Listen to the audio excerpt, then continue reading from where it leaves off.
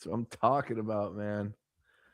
Build it up one brick at a time. All right, let's go.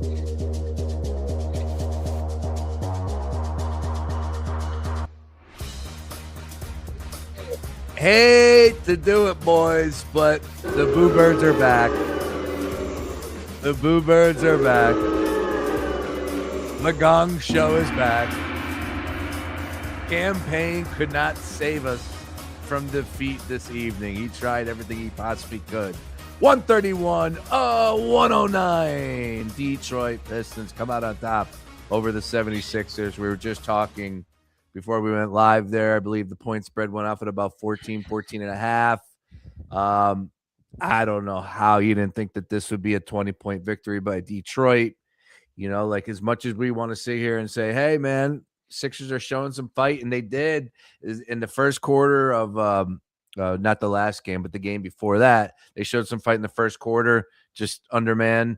I think it was the Cleveland game. And then this one, it's the same song and dance where it's just like you're not going to compete with that team, with that roster. Essentially, VJ Edgecombe and a bunch of G League players at this point in time. We'll talk about it, though.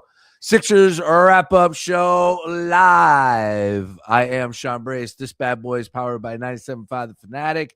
Sam Ostry from the Score center of your screen. And in the far right, Sean Bernard from DraftKings Sportsbook and Crossing Broad. Gentlemen, great to have you. Great to be with you. Unfortunately, just a tough loss, and there's not much that you can do when you're rolling that roster out. Sam, I'll start with you. Your thoughts. What are you supposed to say after a game like that? You played the number one team in the Eastern Conference with a team, like you said, VG Edgecombe and Quentin Grimes, you can say, and a bunch of guys who were on two-way contracts and are no way equipped to compete with those guys. And the Pistons even have Asar Thompson, who's their best defender. So imagine if that guy was the primary defender on VJ all night, who really struggled, and we're going to talk a lot about him. Just wasn't his night. Wasn't the campaign game tonight. Quentin Grimes only shooting the ball 14 times. Isn't going to cut it. I mean, they fought. Like, there's not much else to say. We keep coming on these shows when they're undermanned and they're playing great teams, and we're proud of their effort, but there's not much else to say because they had no chance of winning that game. Well, Sean, I guess I'll come to you and I'll say the good thing is that nobody went for 83 tonight. That is true.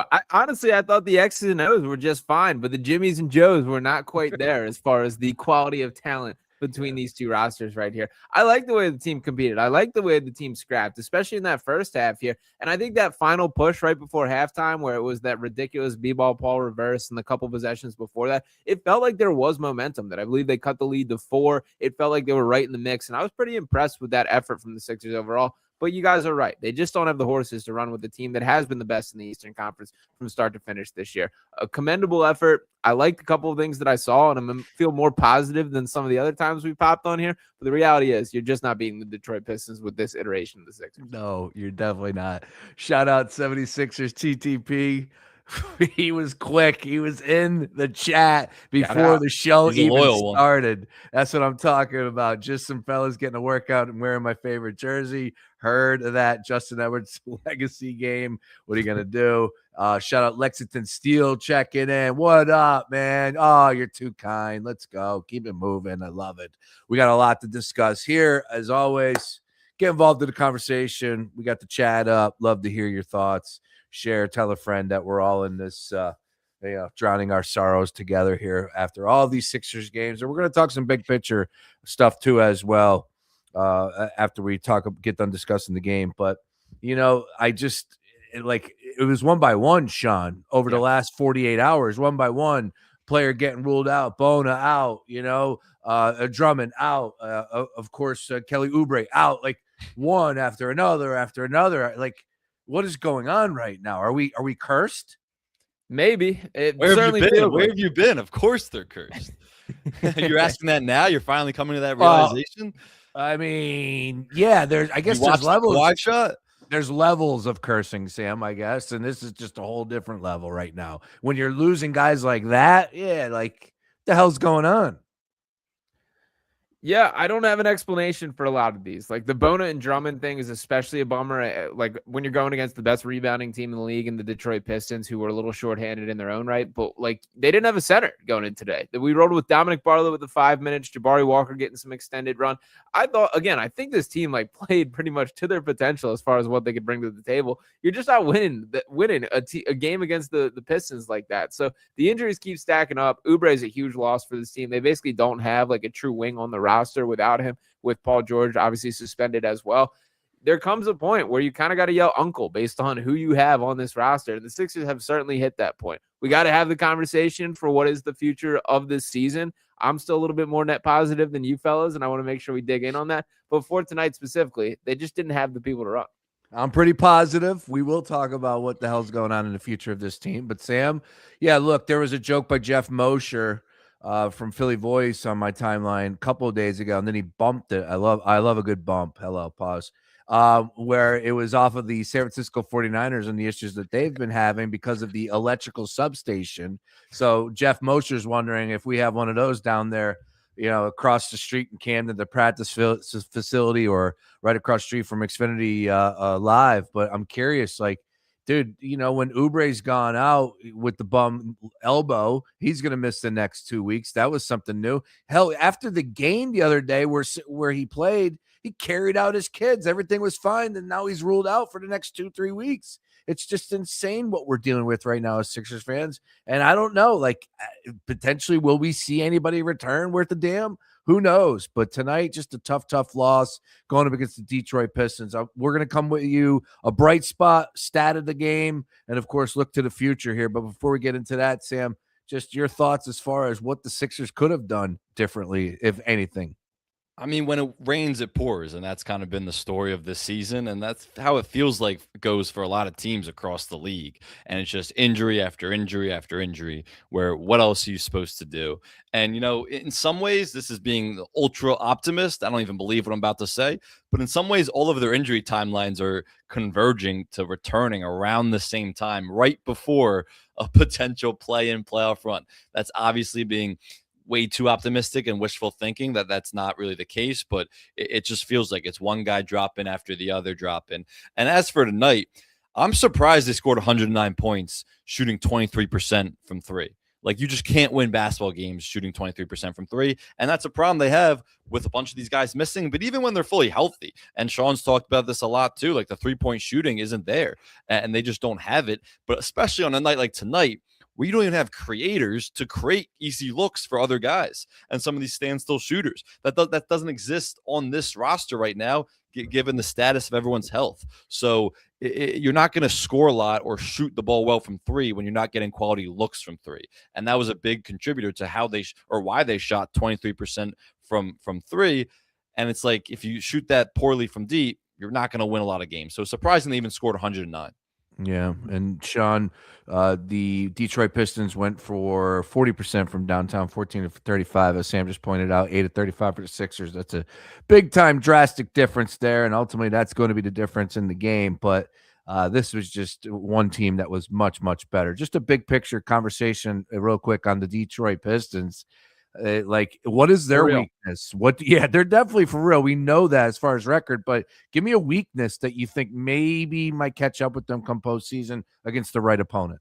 It's the secondary creator that they lack. That I very much think Jaden Ivey was designed to be that guy, and it's been kind of sad to see the way that his NBA trajectory has gone. He obviously was traded at the trade deadline and looks like a guy who's lost a lot of confidence. But without that, it's kind of Cade Cunningham is their only on-ball creator. And by the way, Cade, I thought, dominated the game tonight. He shot the ball 6 times. He had 13 assists. He was just absolutely carving up this Sixers defense, getting in the lane, throwing lobs to Jalen Duren left and right.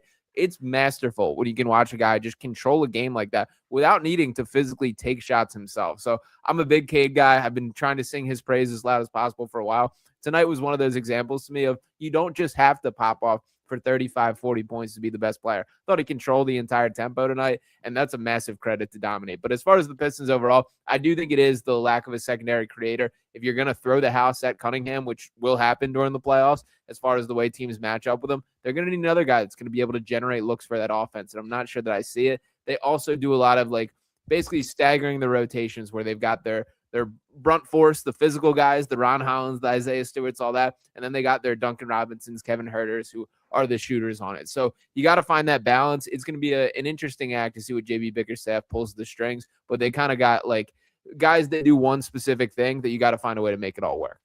Sam, do you think that the Pistons have enough the playoff reps, let's just say, for your liking, that this team could compete and ultimately win a championship this year? And also, while you're there, talk to me about Duren, because that's a kid that I loved coming out of college. I think he only had 1 year in Memphis, if I'm not mistaken, but he was awesome there. Really, really liked him. But this year he's clearly took on a different level of play here. Just look at his numbers now, averaging 18 points per game, and All-star. I think he's all-star. He's up for an award, not sixth man. What's the most improved? Most improved. Yeah. So talk to me about the Detroit Pistons from your mind, Sam. I think this team's defense can carry them to the finals because the East is as weak as it is. And there's just so many flawed teams. When you look at all the contenders, the Celtics, the Pistons, the Cavs, who am I missing in that equation? All those teams. You're Knicks. Come on, of course. Maybe I don't think they're contenders anymore. All four of those teams are deeply flawed. So when you look at this Pistons squad, you're going, this defense is good enough where it can carry it to the finals. My problem with the Pistons is it's not necessarily the experience. I think the secondary creation is a problem, even though Cade has been really good off the ball and even just like blitzes. When teams blitz Cade, he is so good at finding someone in the short roll or finding an outlet and letting the Pistons play 4-on-3. My problem with the Pistons is they put two non-shooters on the floor almost every time. Almost every single rotation they have. It's either Jalen Duren, who never shoots threes, as good as he is, he's never shooting threes. And then it's either Asar Thompson, who is out tonight, or it's like a Ron Holland or somebody. It's just two guys who don't shoot threes. And it's much easier for a defense to play certain coverages against a team that has two non-shooters on the floor. And I think that, especially in the playoffs, where defensive coverages are completely heightened and the game-to-game adjustments, I think that could be a problem for the Pistons is their three-point shooting and lack of it in the playoffs, which is the only thing where they could see them why they might be an earlier exit than people expect. But they're as tough and as defensively disciplined as any team in the East, so it wouldn't shock me if they end up in the finals. As for Jalen Duren, I always have to say Roman Catholic to IMG pipeline before he went to Memphis, so obviously a Philly kid. He's been incredible. I mean, his development as a driver and just his touch around the rim, not just a rim runner and a defensive guy anymore or a rebounder. He has real touch as an offensive player. Even as a passer, he's gotten so much better this year. Yeah. So he was a rightful all-star, and he's as big of a reason as any that the Pistons have gone from fine team last year, 6 seed, to the best team in the East. Yeah. Yeah. Look, plenty of time to talk about the Detroit Pistons because I think we might be doing a playoff show that doesn't feature our Philadelphia 76ers. We'll see. We'll find out who's very really well could be the matchup if they do make the playoffs, though. Yeah, that's a big if. Mod checking in. VJ looking rough, but I think he'll be fine in the long run. We were talking about this via text. Sean Bernard, your thoughts? Yeah, I mean, I think these are great reps for him to have. Like, VJ has been everything the Sixers could have hoped for and more this year for how ready he's been. It's unrealistic to believe that you can throw 4 guys around him and he can just captain that offense in a way that you would hope can be the case for a Tyrese Maxey or a Joel Embiid or Paul George like that. He's not to that level just yet, and it's unfair to expect a 20-year-old kid in his first NBA season to be the case. I like that they ran a lot through him. He didn't shoot the ball well. I thought he played really poorly overall tonight. But I think in the long run, like, this is going to be super beneficial to be asked to get picked up full court by the Ron Hollands of the world and find a way to work through this level of defense. So this definitely was a tough night for VJ. I think in the long run, like, this is only going to benefit him. Sam, as far as like reps, though, there's got to be more than just getting out there and getting your cardio in, right? Like, what should be the expectations for VJ, regardless of who he's suiting up with? It is important that everything that Sean just said, I agree with, but regardless, we got to see some sort of growth, correct? Yeah, I think this kind of showed, and I've thought this all season, but he really ended up in the perfect place with the Sixers on a good team that had other great talent. When you think about a top 3 pick, typically they're going to terrible teams and teams where they have to be the guy. That's not really VJ's game. He's incredible when he's playing alongside other great teammates, and he's more attacking closeouts and playing in a spot up role and playing off of others rather than being the guy like a Cooper Flagg can be, even like a Dylan Harper can be out of the pick and roll. And I think that's why he's had such a great year, is because he's played alongside Tyrese Maxey. He's played with Joel Embiid for stretches, Paul George for stretches, and it's allowed him to be kind of that third, fourth option and attack closeouts and attack defenses in rotation. When you don't have other guys who can create, which was the case tonight, you have so much more defensive attention on you, and that's just a much harder thing to do, and it's harder to score that way. And I don't think that's really his strength. So that's not a knock on VJ. That's just kind of who he is as a player, and tonight wasn't an ideal night for him. All right. Well, once again, Sixers go down. Tough loss on the road against Detroit. I don't know anybody that thought the Sixers were going to put up a fight tonight, and that's just where we're at right now.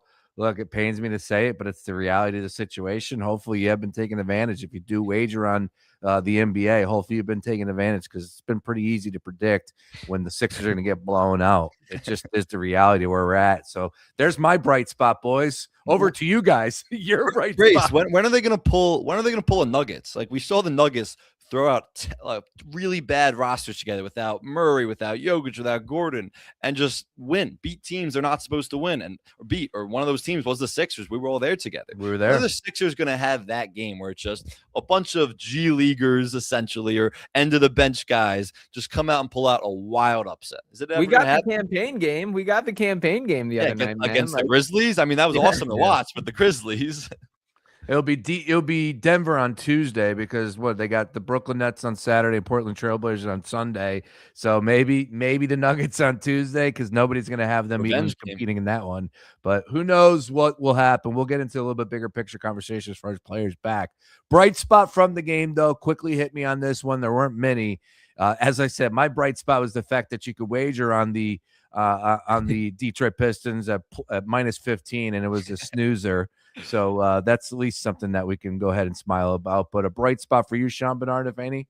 Yeah, I'm throwing a little bit of love to the two-way guys. And in particular, I thought Marjon Beauchamp was awesome tonight. His final stat line that he played 31 minutes of action, finished with 17 points, 6 rebounds, and 2 assists. Dalen Terry, I really thought you felt him out there. He played 23 minutes, shot 3 of 6 from the field, had 8 points, 3 boards, and 2 assists, had a pair of blocks as well. Tyrese Martin giving it some decent run at the end there. So as much as we can accurately critique the concerns for the top end of this roster, I do think Daryl Morey has continually done a really nice job of finding these diamonds in the rough and these bottom of the bench type guys. These are all Beauchamp and Terry in particular are my guys that I've loved since they entered the draft there. I think they have something cooking with these young guys. It's not going to bro. Hang on, I need a 20. So Dylan, who does a lot of digital stuff for us behind the scenes at the Fanatic, he normally runs around with a piece of paper and it's name that Philly, and he'll shove a Philly in your face from that 2017. I kid you not. If you put a picture of Beauchamp in front of 100 people in the city of Philadelphia, he just played tonight, they would have no clue who this guy is. I mean, Zero. he got here 2 weeks ago for what it's worth. Yeah, I know. Would people know him more? Would people know him more or Dalen Terry more? They both got here 2 weeks ago. Yeah.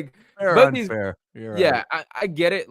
This is we're searching for bright spots here. They got blown out by 45 points or whatever it was, 30, whatever it ended at. Yeah. But I do think, as much as I come over the top for criticisms for a lot of the roster construction, the shooting, and that in a lot of ways they fell short, I do think Daryl's done a really nice job of continuing to attack the bottom of the roster. It's not going to pay immediate dividends there, but it's something that is important for an organization. Sam, bright spot? I thought Jabari Walker played really well. Kind of showed himself to be a floor spacer, 2 for 2 from 3. Had some nice finishes around the rim. 16 points in 18 minutes. That's very good production. Probably should have played a little more than that, to be honest, because I'm not liking these Trenton Watford minutes at all. And he played 20 minutes. I could see him getting 10 to 12 minutes in these type of games when they're Embiid and Maxey and these other guys aren't on the floor too. He just doesn't provide much, even though they try to have him play the one and be initiator. It's not working. So Jabari Walker, I thought, played really well. That's my bright spot. All right. There weren't many. We got it's hard to find them. Got to be real about that. All right. Let's go ahead and shift gears and talk a little bit of a big picture, if you wouldn't mind, because I know that there are a lot of people that are wondering what is happening right now, and these injuries continue to pile up, and eventually we're going to have to ask ourselves that if they do lose 4 out of 5, 7 out of 8, 7 out of 9, like, is it worth bringing Joel Embiid back? Is it worth bringing Paul George back? Is it worth bringing Tyrese Maxey back? Like, these are real questions. And I know that there are people out there that want to ask, like, hey, man, just continue to lose and improve the draft pick. It's not a matter of tanking for the number 1 overall pick or the thought that you can go ahead and improve with the lottery. Like, I'm not even going down that path. I'm just saying the bare bones of it. If you lose, you obviously get a better draft pick. So where are we at? Let's talk about the fact that, man, if this team continues to lose games, and they have 2 winnable games this weekend,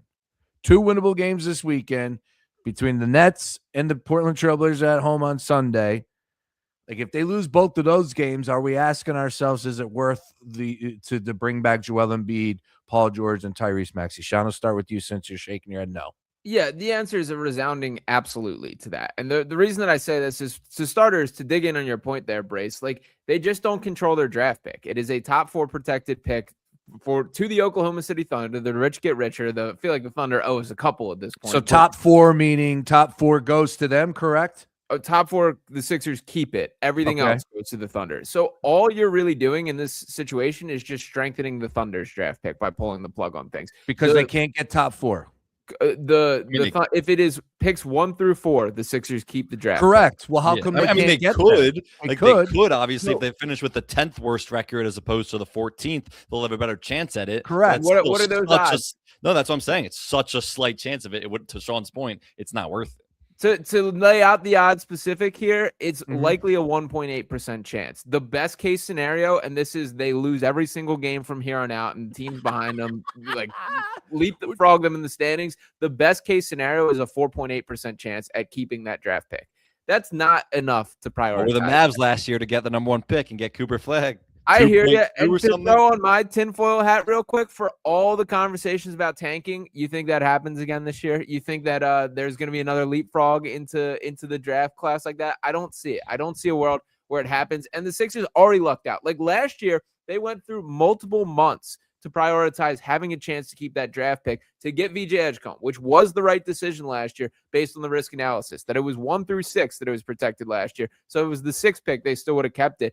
And by the way, they walked into NBA draft lottery with a 64% chance at keeping the pick, meaning in that specific situation, there's a 34% chance they don't keep that pick is the way that it works out with it. That very well could have been what happened last year. They got lucky. They got VJ Edgecombe. You did this dance one year. They won too many games for that to be a legitimate option at this point. There's no world in which doing that actually gives them a realistic chance at this. I hear you if you want to argue with me that a 4% chance is higher than their chances of making any sort of playoff noise. But the reality is all they would be doing is just strengthening the Thunder's pick. And they still have to have some sort of determination for, can this even work with the big three? The timeline that we currently have is Tyrese Maxey is going to return, or he will be reevaluated in 3 weeks. That would be 7 games remaining if he is eligible. And by the way, Maxey already out in the court, shooting left-handed, doing all the reps as much as he can right now. Shout out to him. God bless Tyrese Maxey. Let me follow up with you. Don't we already know that it can't work with these 3?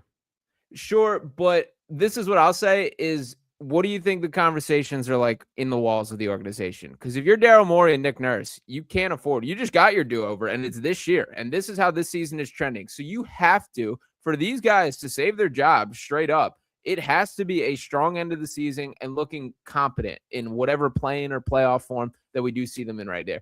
The pressure inside the organization has to be massive right now. And for those guys, they have every reason and every motivation to try and make this work, to try and get whatever semblance of a competent basketball team that they can for the remainder of the year. All right. Well, Sam, over to you. And you got a fan, Jared, checking in. Huge fan. Keep up the hard work. Let's go. It's your thoughts, rare, Sam. It's rare when Bernard and I agree on anything. And the fact that we do here tells you how dumb it would be to actually tank and go for this top 4 protected pick. So it's not even a possibility.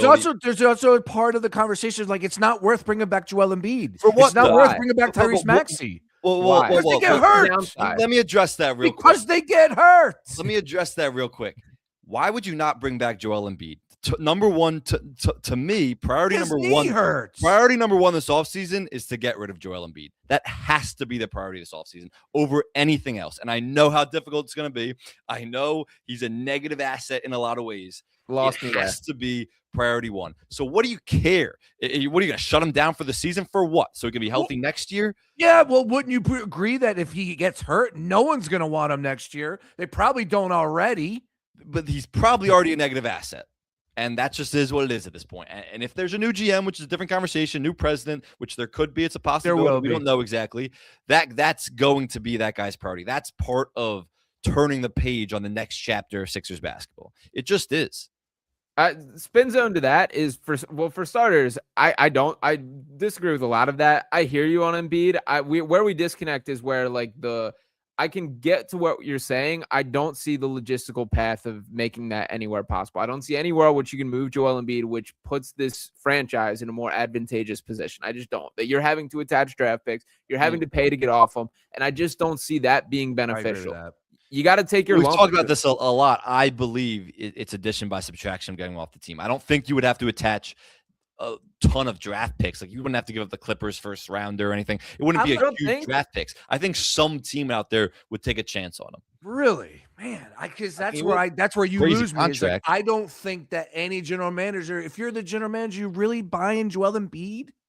That's some middling. Like this is a random team I'm throwing out there. If you're the Bulls and you're just fine with living in mediocrity, why wouldn't you take a chance on Joel Embiid? And you have to move some stuff around. It's obviously a huge contract to move. For all the reasons we want to trade him and having this conversation. Okay, but the Bulls are fine with being mediocre. The Bulls are a perennial play-in team. Sure, because the Sixers don't want to be in that situation. All right, Sixers fans would be furious to be in that situation. I would say you got a better chance of selling to a team that wants to tank because they know he won't play and he's easy to stash.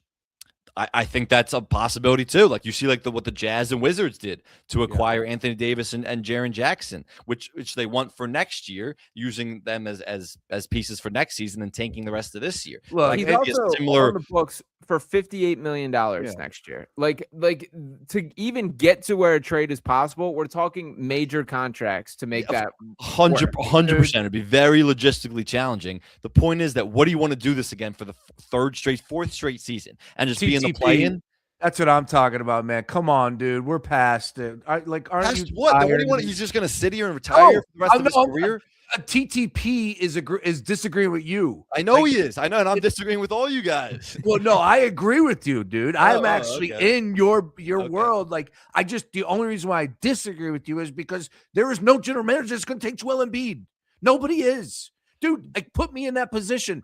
I'm laughing at you. I want nothing to do with him unless I'm trying to tank, and I could go ahead and say, dude, he's bad knee, and he doesn't play for me. That's probably true, but I think it has to be still a huge priority to find a way out. Like Sean and I have debated this a bunch. It's addition by subtraction. He's such a negative effect on this franchise. It is. What's the record? Their record right now. Their record right now.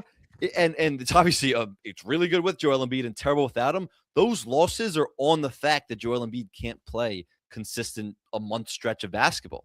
They were terrible right after, even fully healthy without Paul George, but they were terrible after Joel Embiid got hurt because they changed their style of play to accommodate him because he's that good, but he can't play basketball for more than a month straight. All these losses are on him. What happened early in the season when they were winning games without Joel Embiid? All that was made of, okay, we can win without Joel. It's not just live or die.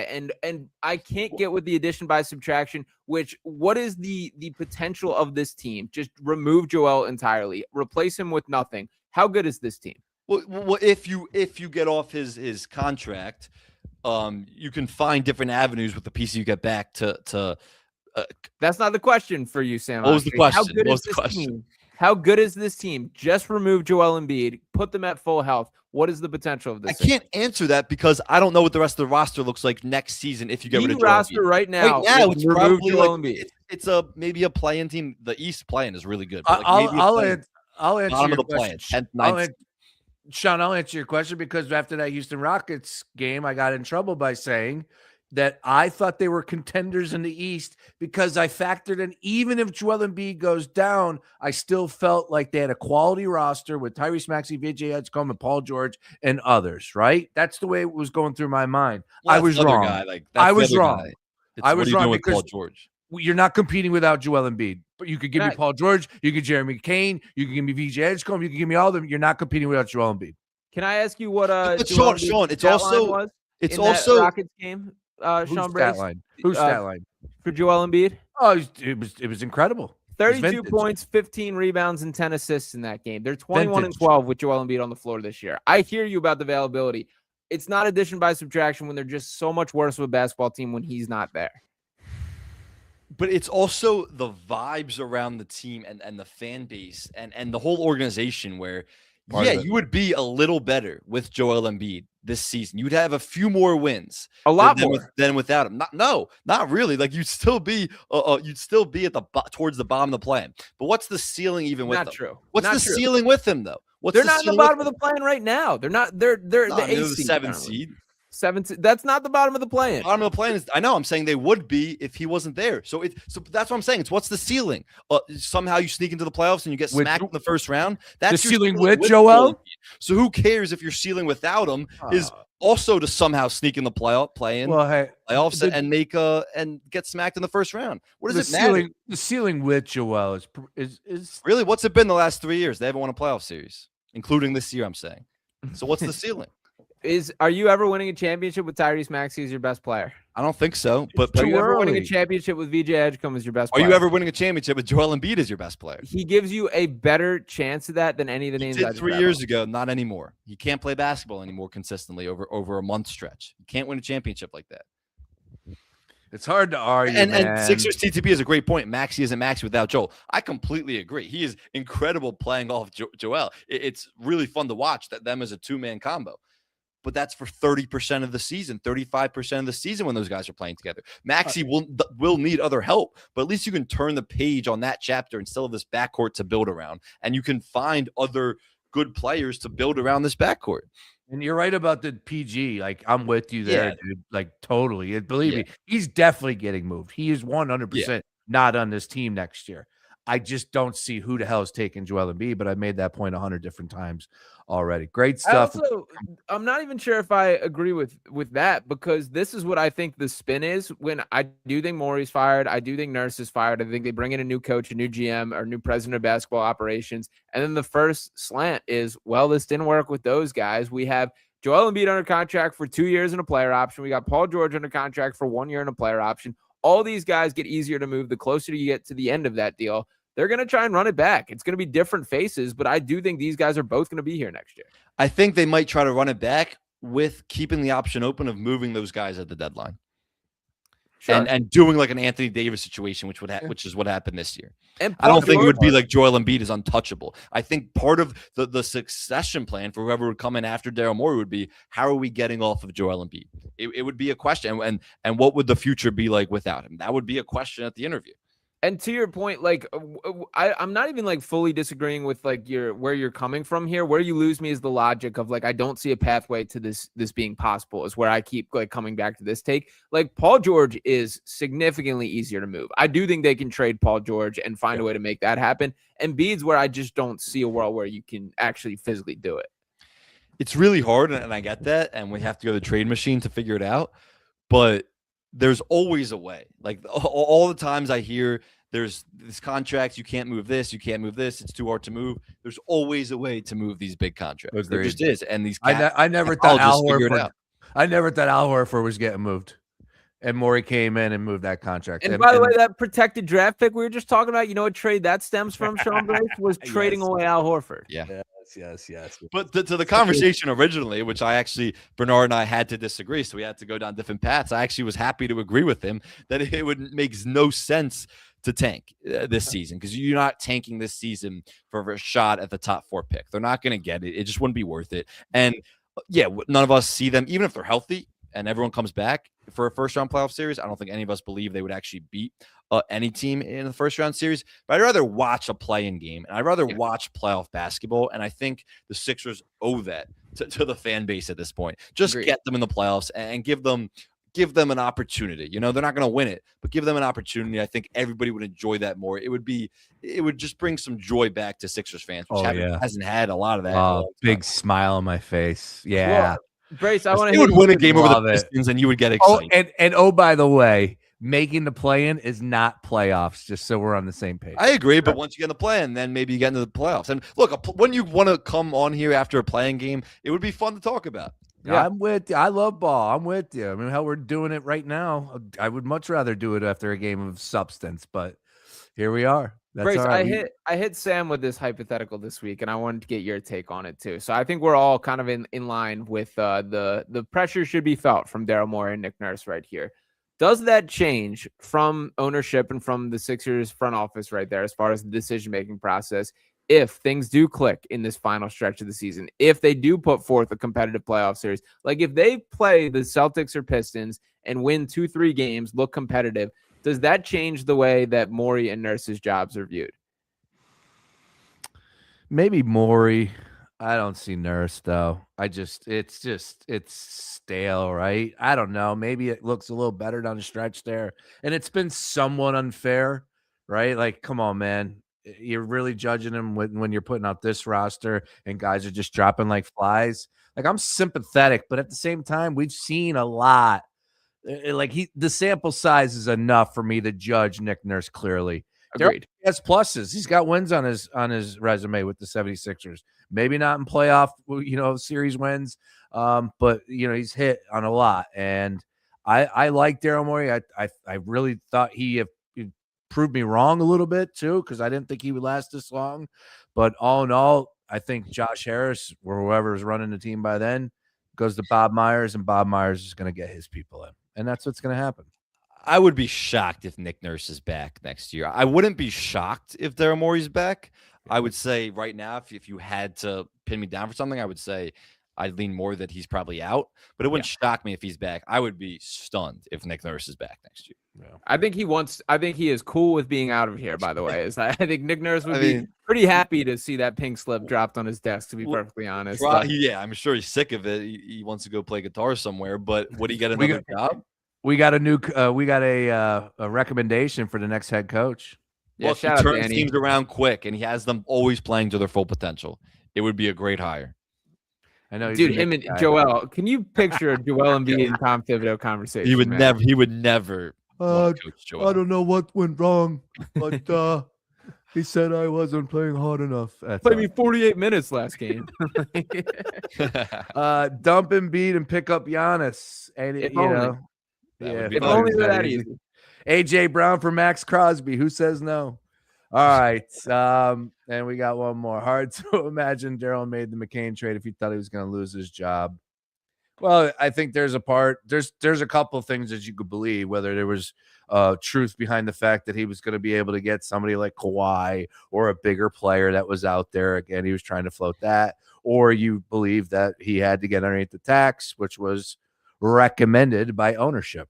Also, this is something Sean and I have talked about. I don't think he understood the emotional toll it would have, not just forget the fan base, on the team. Everything. Tyrese Maxey and all these guys were talking about how upset they were and have been since McCain got traded. And they know it's a business and it happens, but he was obviously a huge part of the team, even off the court. And but I think their fan base was really attached too. I don't think Morey estimated or he underestimated all that.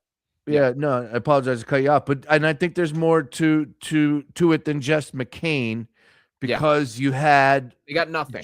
You got Joel Embiid saying what he said. You got a last opportunity to improve your roster and add to your team, show your players, your teams that you're going after it, and they did nothing, and they got worse, and they traded Jared McCain. Yeah, that's the biggest point to me. And for starters, like, this has been a common critique of Daryl throughout his entire career, of him not really getting the human being side of things and not really having the awareness to how this rattles the locker room and the way that, human emotions do work in some regard here.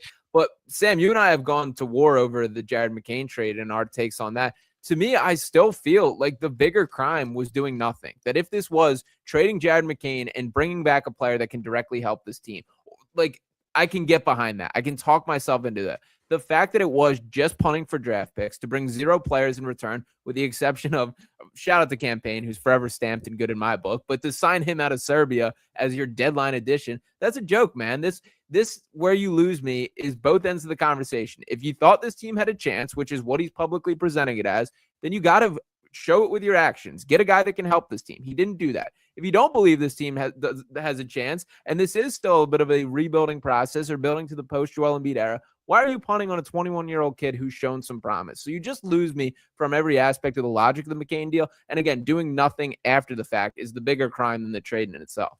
Yeah, I still don't see the needle moving move that was out there.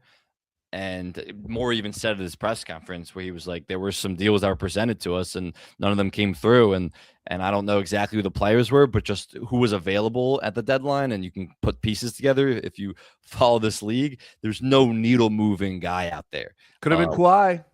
Well, that would have been needle moving for sure. And did he go off last night? To the Kawhi 45. point, what I do think is interesting is I do think it was Daryl taking a bit of a flyer of this is an opportunistic situation where the Clippers are a fire sale. What I do think is noteworthy there to have that conversation, to have any sort of trade conversation, that involves moving Paul George or Joel Embiid to make it work. Maxey should, and I assume was a non-negotiable in those conversations. That mean at least the door is somewhat open to those conversations being had. It's probably Paul George going home. But why would the Clipper, like, that's where, like, I don't think there was any sort of, like, fire to the smoke right here. I think this was probably like a phone call. Can we make it happen? And the answer was no. Like, why would the Clippers sign up for that unless you're throwing back the 2028 draft pick or whatever the case may be? But the fact that conversation was had, I think, is at least worth acknowledging. Cousin Nikki checking in. Do you guys enjoy being Sixer fans? I do sometimes, not every day of the week. Well Thanks, said. Cousin Nikki. You're the best. Well said. Noah checking in. This is a deep one for you guys. He wrote a lot here, so we got to read it. We have tried to play faster and space the floor more, yet the real question for their ceiling in the NBA is whether their supporting rotation can generate consistent half-court offense. TB boys. Yeah, I mean, I think it was pretty obvious tonight. Yeah. Like, I love in theory, what a Maxey and Edgecombe backcourt can be. And I still believe in it for the future, that I think this is the right backcourt pairing, and these guys are going to be awesome together for the next decade. I don't know if I believe that those two are like a for sure path to this team being legitimate perennial contenders in the way that you would hope would be the case for players of that caliber. And for all the Joel Embiid hatred that Sam is spewing right now, that's why I get back on the side of, like, that's still your ticket to having a 1A guy. You have to have that in the NBA, and they don't without Embiid. It's not a hatred. I love watching him play, and I always root for him and want the absolute best for him. It's just you have to follow what's going on. You have to see what's going on, which is you're not a 1A guy if you play 30% of your games over the last 3 seasons. It's not less than that. It's not being a 1A guy. It's just not. It doesn't matter how good he is, and he's incredible when he gets to the level he was playing at in January this year. He's incredible, but you're not a 1A guy if you don't play consistently. So it doesn't. So yeah, he obviously VJ and Maxey look incredible when they play alongside him because he's that much gravity and he's that great of a player. But that also can't be your ticket if it's someone who doesn't play. So I'm with you where Maxey and VJ are going to need help in the future. I don't know exactly what that looks like, but they're going to need help, whether that's a kind of a big who can play as the hub, whether that's some big wings who are versatile, whatever that looks like, they're going to need help. All right, let's go ahead and keep it moving here. We'll do about 5 more minutes. Sean, to you, latest on Embiid, is there a chance he plays this weekend? What is going on for Saturday? Yeah, as far as what's being said from the Sixers organization is radio silence, that there has not been any sort of update here. We do know that he's supposed to get reevaluated after this Pistons game, that this was the last game that he's been officially ruled out for. So hopefully tomorrow we get some sort of news on it. I think this is a situation where, like, I could see a world where all of a sudden they come forth and say, yeah, he's missing a handful more games. There's also a world where he just suits up on Saturday and is good to go once again. And I also should have made the point, this final stretch that I'm talking about where all these guys can come back, there are 2 back-to-backs. So with that in mind, that means best case scenario, you're getting 5 games with the 3 of them on the floor together. But as of now, no real news in the Embiid conversation. Sam, do you expect to see anything different from the starting lineup? Anything addition on Saturday? Any changes that Nick Nurse can possibly make? Not really. I mean, if Adem Bone is back, I'd like to see him in the starting lineup. I hope Jabari Walker plays more and Trenton Watford plays less. Kelly's still going to be out. Tyrese Maxey's obviously still going to be out. If Joel Embiid is back, it changes everything. I'd really expect to see him at least one of he's not going to play back-to-back. So either Saturday or Sunday, I'd expect to see him. If not, then we're looking at maybe they are thinking about shutting him down. I don't think that's a they would do it. I think he would shut himself down. So if he's not back in the next week, then yeah, I think we're trending towards that way. All right. TTP coming at me again. I disagree with Sean's confidence. PG is tradable. I'm telling you, I need to be in PG's on his podcast as a co-host. I need to be his part of his agency. Like there's been nobody preaching the positive P for the return of Paul George like me out there. By the way, he was playing really well before this suspension. Really well, and playing his role really well because of the backcourt and alongside Joel Embiid. The problem is it's similar to the Tobias Harris situation. He'll never live up to the contract and what he's being paid. So people will always hate on him, I guess, if you want to say. But he was playing really good basketball for what they were asking him to do. Yeah. Well, and to like elaborate that point on like the tradable conversation, the reason that I come with that is number one, Joel makes a significant bit more money, like $8 more million per year as of next year, and it gets a further bump the following year. But beyond just like the monetary aspect, there is if you're bringing in Joel Embiid, it changes your entire style of play. That you're playing the Joel Embiid basketball. You got to cater to his strengths in that regard. Paul George, you can plug and play on any NBA team. That you can throw him on any 5-man unit and he's going to find a way to fill a role, be effective, and do his thing right there. I think there's enough teams that are searching to take that leap that, want to improve. The Detroit Pistons, for example, you don't think they'd be interested in a Tobias Harris and some other guy to do that level upgrade. There's always teams looking for 3-and-D wings. I get it. He's an imperfect player. He has flaws, no doubt. But I do think teams can talk themselves into Paul George in a way that isn't really the case with Embiid. One I need to ask, how do you do ketamine? You're asking the wrong people, Sean. Yeah, if out of the three of us, you have the highest chance of knowing that answer. Right? That's a good point. That's a really good point. Yeah, man, no clue, bro. I'm out on that one. No clue. If it's not green and you don't smoke it out of a pipe, I got nothing for you on that one. But of course, we're rolling along. All right, to the league real fast. First of all, Boston on the road trip. They lost a tough one the other night. Who was that to? San Antonio. My brain is mush right now. Is that to San Antonio? Yeah. When Jalen got thrown out of the game? Yep, in the second quarter. All right. And then now they're on the road taking on OKC, looking for a little bounce back here. They're currently up by 6. By the way, San Antonio, who I just mentioned, rolling the Denver Nuggets at home. They are 25-6 at home. Yet Sam Ostry is still preaching that they're a first-round exit come playoff time. I don't get it. Need experience. Need playoff reps. The scores. Oh yeah, that first experience. Round exit, is that a take? No. I didn't say that. Okay. They're just not. They're just not a contender. Not a contender. Like you're gonna tell me they're not gonna win it? That's fine, but not a. Not gonna win more than 2 playoff series. Who is a contender then, in your mind? The Thunder. Yep. I still think the Nuggets are a contender when they get healthy. Okay. Who else do we got? The Celtics are contenders. The Pistons are contenders. The Knicks are contenders because the East is open. God, the Knicks are contenders, but not the Spurs. Yeah, the Rockets are not contenders. Oh, the Wolves are definitely contenders. Well, it's just because they play in the East. It's because they play in the East.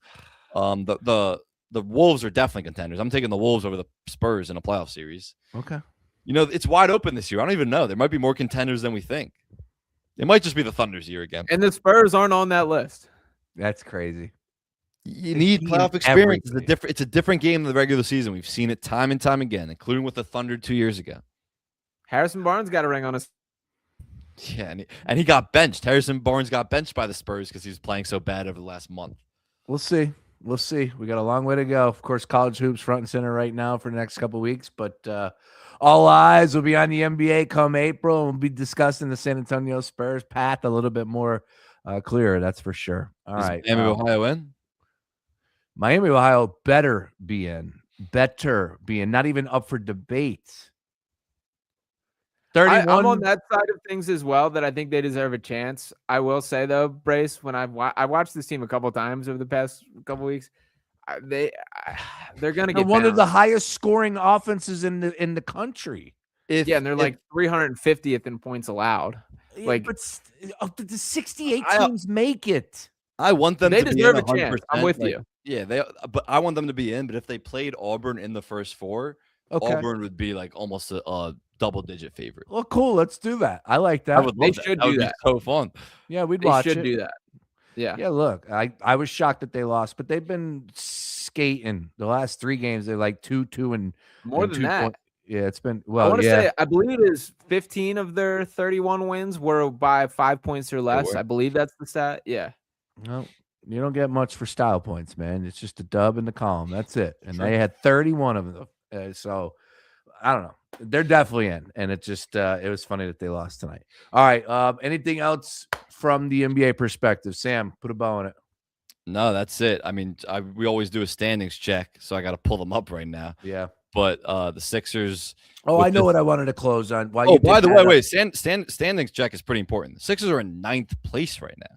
I didn't even realize that. I mean, they were in 7th after last game. They're in 9th place, technically tied with the Hawks for 8th, but I believe because they're tanking. But the Hawks do have the tiebreaker because the Hawks have been red hot. They've won 7 straight. Heat have been hot. Magic have been hot. Raptors are dipping down in the standings. The Sixers are 9th right now. I mean, they're lucky that the Bucks have no chance of making the play-in, so the worst they would get is probably 10. But my goodness, they might be the 10th seed when the play-in comes around. Just insanity, absolutely insanity, and it all started with that Houston Rocket victory. Man, what was I thinking? Sean Bernard, put a bow on this. Oh, you like I said, I know what I want to close up on. I thought it was pretty funny. Like we did talk about Bam going for 83, and Spoelstra came out today and he said he's not going to apologize, and that's fine. Like I don't expect him to say anything different, but man, you can't go back and watch those final couple minutes and not like you're just like this. And the reality of the reality of the closeout game, the way that whole game is now viewed, it's completely tarnished. He was unbelievable. He had 31 points, regardless of the percentages from the floor and all that. Who cares? This day and age, this game, the way they play, I don't care. Points are points. But what they did in the final 8, 5, or 6, 7 minutes of that fourth quarter was a disgrace. It really was. I'm with you for the large part that you for sure got to throw a little bit of a asterisk next to this, and it was not basketball down the stretch of that game. I also don't fault Bam for going for it. I don't fault Spoelstra for letting him go for it right there. I love that Spoelstra just stood on it and defended it at the presser today. It's also bizarre to me why we're acting like this is the record. Like Wilt Chamberlain scored 100 points. That is the record in NBA history. But did anyone see it? Are you a non-believer in that, Sam? I'm not a non-believer. I believe it happened for sure, but that's unattainable. Like Kobe's 81 was the greatest modern day scoring performance as far as I'm concerned in the NBA. So that's why it was so you're muted, Breeze. That's why it was such a huge deal that he hit the 83, because it's like, I mean, obviously it's 83 points, but Wilt's record is unattainable. It felt like the 81 was what everybody was chasing if someone was ever going to get that. Still don't got Brace. We're getting all quiet on this end. I'm with you too that Bernard, that 2 things can be true here. Mm-hmm. I'm like, it's a good thing that for Bam, I don't blame Bam for wanting to stay in the game and just gunning for it. You also can look at it and remember it as a complete farce that he probably should have finished with like 76 points, which is incredible. Like I'm not taking it's Bam out of bio, 76 points, but what he did to get the 83 and break Kobe's 81 was ridiculous, and it was nonsense, and it wasn't basketball at the end. So you can be happy for Bam, but also upset that that's how it happened. Yeah, and I think that is like the way to look at it. It has been strange to me the amount of I know you're a big Kobe guy there, but like just treating this like Kobe has the record when it's just not the case. Like the Bam Adebayo, you get the record. It's the greatest scoring performance in modern NBA history. No, do you have me now? Yeah, we got you now. All right, you got me through the computer, so we'll put a bow on this. Something happened. I don't fucking know. Gremlins. Sorry, I cursed. Anyways, long story short, this has been fun. A lot to discuss. We'll keep our eyes on everything that's happening around the league. Next game up on Saturday, I will be celebrating St. Patrick's Day on Fayette Street in Conshohocken. So I will hand it over to the boys. We'll see what happens after about 4 o'clock after the game against the Brooklyn Nets. Back on Sunday, probably around 9 o'clock for the post game against Portland Trailblazers. And then we start off a new week with the trip to Denver on Tuesday. So for Sean Bernard, from DK and, of course, Crossing Broad for Sam Ostry over at The Score. I'm Sean Brace. I'll talk to you tomorrow on The Fanatic. It's been a lot of fun. Thank you for everybody tuning in. Go Sixers.